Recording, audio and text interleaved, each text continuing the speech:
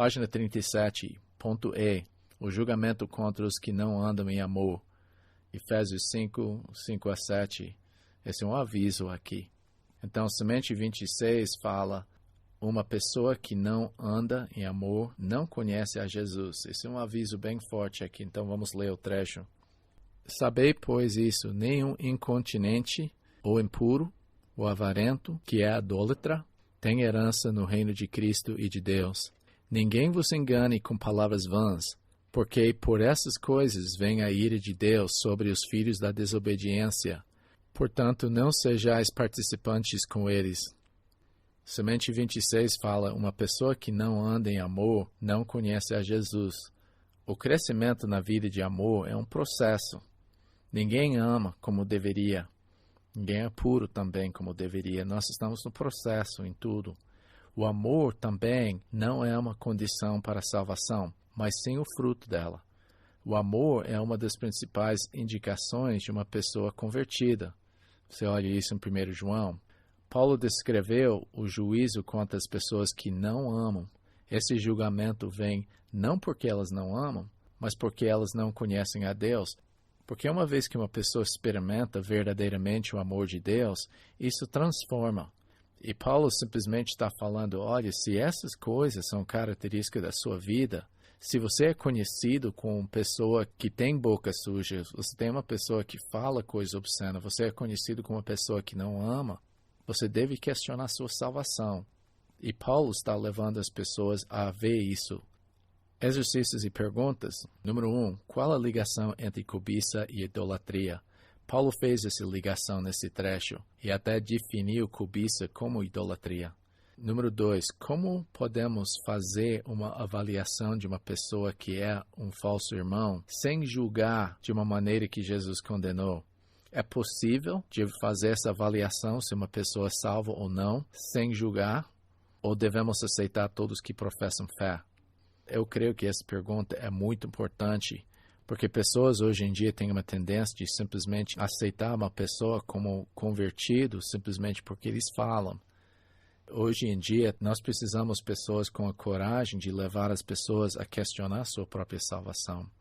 Leia 1 Coríntios 6, 9 a 10. É possível para um verdadeiro cristão praticar alguma dessas coisas? Fazer ou praticar são coisas diferentes. Todos esses pecados são claramente condenados pela igreja.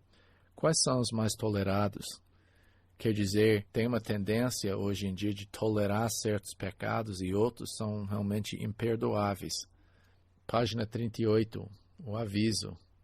Versículo 5 fala: sabei, pois, isso: nenhum incontinente, ou impuro, ou avarento, que é idólatra, tem herança no reino de Cristo e de Deus. Essa palavra saibam aqui pode ser traduzido de duas maneiras. De uma maneira pode ser traduzido legitimamente como mandamento. Saiba isso. É uma maneira muito forte chamando a atenção das pessoas para saber. Outras maneiras eles podem estar falando: olha, vocês sabem disso. De qualquer maneira é muito enfático porque ele colocou a palavra oida, que é de conhecer intelectualmente, de saber os fatos, e gnosco, de ter familiaridade. E ele colocou essas duas palavras em conjunto de falar: vocês sabem bem nisso. Com certeza isso é uma verdade. Então é uma maneira muito forte. Ele está mandando ou declarando que eles sabem. De qualquer maneira, é verdade muito importante. O que eles devem fazer? Aqui, literalmente no grego, ele falou: todas as pessoas que são impuras, imorais e cobiçadores e tudo isso não têm herança. Ele colocou dessa maneira. O primeiro mandamento é saibam. O segundo mandamento é não sejam enganados. Versículo 6, ele começou: ninguém vos engane. Pare de ser enganado. Ele está exigindo eles de não deixar isso acontecer na sua vida. As palavras vãs e falsas podem levar a pessoa a concluir que o pecado não é tão sério e que Deus não as julga por ser pecadinhos. Então, uma coisa que ele está falando: não deixa ninguém te enganar dessa maneira de pensar que pecado não é uma coisa séria perante Deus. Há uma tendência de simplesmente pensar todo mundo está falando e são coisas toleradas às vezes dentro do corpo de Cristo. E a terceira coisa que ele avisou aqui, que ele simplesmente fala, portanto, não sejam participantes com eles, ou não tenha parte com eles. A palavra sum significa juntos, metoxos é participantes ou parceiros. Não devemos compartilhar ou participar intimamente com falsos irmãos que praticam essas coisas. Esta coisa em versículo 7, que fala, portanto, não sejais participantes com eles, esses são os filhos de desobediência. Ele simplesmente está falando que você não deve ser parceiros ou participantes e compartilhar nessas coisas com eles. Então, esses são os 3 avisos para você saber disso, de não ser enganados com palavras que minimizar o peso do pecado e que você não deve participar em comunhão perto com as pessoas que praticam essas coisas. Os pecados que ele mencionou nessa lista aqui são os mesmos do versículo 3. Só a cobiça aqui é identificada como forma de idolatria. Veja bem, ele colocou em versículo 5, ele colocou as palavras incontinente. Esta palavra foi traduzida impudicícia, mas é basicamente a mesma palavra. Essa palavra impuro foi traduzido lá em cima como impurezas. O avarento, que é traduzido cobiça, mas são a mesma palavra. Só que ele acrescentou aqui que é idólatra. Então, esta palavra idolatria, normalmente incluído com a lista, é muitas vezes ligado de alguma coisa de forma de imoralidade. Mas a ideia é, quando você dá excesso de importância de alguma coisa, você está idolatrando aquilo. Então, ele está falando, quando você tem essa cobiça, especialmente na área sexual, ele está falando isso se torna uma forma de idolatria na vida da pessoa. Então, não é somente ajoelhando perante uma imagem que é idolatria, mas dando excesso de importância disso. Eu posso afirmar que hoje em dia tem muitas coisas assim. Eu li um artigo recentemente que está falando que pessoas estão viciadas no sexo e agora está desenvolvendo clínicas de pessoas que são viciadas no sexo. Isso não deve ser uma surpresa para nós, porque nós estamos bombardeados com imagens, com pensamentos, com piadas, programas. Tudo está enfatizando a vida sexual. E por isso está realmente integrado na nossa cultura e é uma forma de idolatria. Ele descreveu as pessoas que são caracterizadas por esses pecados. Quando ele falou incontinente, impuro, avarento, ele está descrevendo o caráter da pessoa. Por exemplo, eu vejo que uma pessoa que é cristã pode cobiçar, mas ele não vai ser um cobiçador. É possível para um cristão contar uma mentira, mas ele não é mentiroso, porque isso reflete no caráter dele. Se ele é esse tipo de pessoa, ele nem conhece ao Senhor. Então, veja bem, eu falei para você comparar 1 Coríntios 6, 9 e 10. Veja bem que ele falou lá. 1 Coríntios 6, 9 fala: ou não sabeis que os injustos não herdarão o reino de Deus? Não vos enganeis. O melhor no grego é pare de se enganar. Nota, os injustos são as pessoas que caracterizam a sua vida de uma vida sem retidão. E ele fala, essas pessoas não vão herdar. Pare de se enganar. Nem impuros, nem idólatras, nem adúlteros, nem afeminados, nem sodomitas, nem ladrões, nem avarentos, nem bêbados, nem maldizentes, nem roubadores herdarão o reino de Deus. Essas são qualidades que caracterizam a vida da pessoa.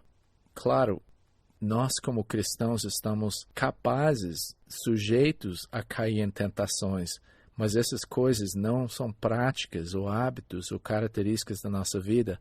Porque ele falou em 11, tais fostes alguns de vós, mas vós vos lavastes, quer dizer, você recebeu uma nova vida, fostes santificados, novo comportamento, mas fostes justificados, uma nova posição, em nome do Senhor Jesus Cristo, o Espírito do nosso Deus.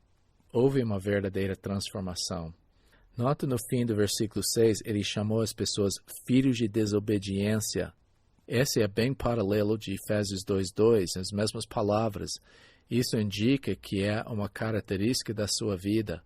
Eles são, por natureza, sua posição, eles nasceram com a natureza pecaminosa e a tendência de desobedecer e opor Deus nas suas vidas. ele afirmou que essas pessoas que são caracterizadas por essas práticas e por desobediências, essas pessoas não são salvas. Eu estava falando com uma pessoa outro dia, e essa pessoa estava falando sobre seu filho. E era óbvio pela sua vida que a pessoa não conheceu o Senhor, porque a pessoa não mostrou nenhum interesse nas coisas de Deus, não foi para a igreja, sua vida estava completamente fora do padrão de Deus.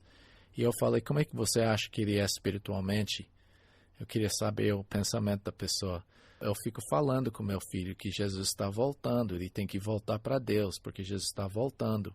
Então eu perguntei para a pessoa, então, e se Jesus voltar, o que vai acontecer? E a pessoa falou comigo, eu não sei, né? Porque uma vez salvo, a pessoa não perde sua salvação. Eu falei para a pessoa, desculpa para falar isso, mas eu duvido que a pessoa conheça o Senhor, mas aí a pessoa citou para mim que foi batizado, aceitou Cristo com fulano. E eu falei, isso não faz diferença, porque Cristo transforma a vida da pessoa. Então eu falei, você deve orar não para a pessoa voltar para Deus, mas para a pessoa ser salva.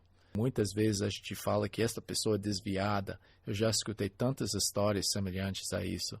Mas eu vejo que a pessoa não é desviada, porque a pessoa nunca chegou a conhecer, nunca foi regenerado. Então Paulo está chamando a gente de parar de se enganar desse jeito. O julgamento, ele falou que não herdarão o reino de Deus. Quando fala de herdar, está falando de salvação. Estão excluídos permanente da sua presença. Eu defino o inferno como 2 Tessalonicenses 1:8, quando fala que a pessoa vai viver permanentemente separado de Deus. E ele falou que por causa dessas coisas, a ira de Deus virá. Eu gosto da palavra irá no grego porque não significa aquela explosão de raiva, mas a palavra ira é uma insatisfação de tudo é contra sua natureza. Então ele falou que essas razões que eu orguei a coisas de Deus, por causa dessas coisas, essas práticas, a ira de Deus está chegando contra os filhos de desobediência. Então, essa é uma coisa muito importante. Paulo está levando as pessoas a refletir sobre sua vida, de ver se verdadeiramente são salvas e de fazer esse tipo de avaliação. Eu fiz a pergunta lá no início, se devemos julgar as pessoas. A Bíblia manda a gente olhar no comportamento das pessoas. E nós temos uma obrigação de levar as pessoas a avaliar sua salvação e questionar certas práticas. E a próxima parte fala sobre isso, porque realmente nós não estamos ajudando as pessoas para deixar eles se enganar e pensar que são salvos quando em realidade não são. Então, examine sua vida. Sua vida mostra o fruto de uma pessoa verdadeiramente salva?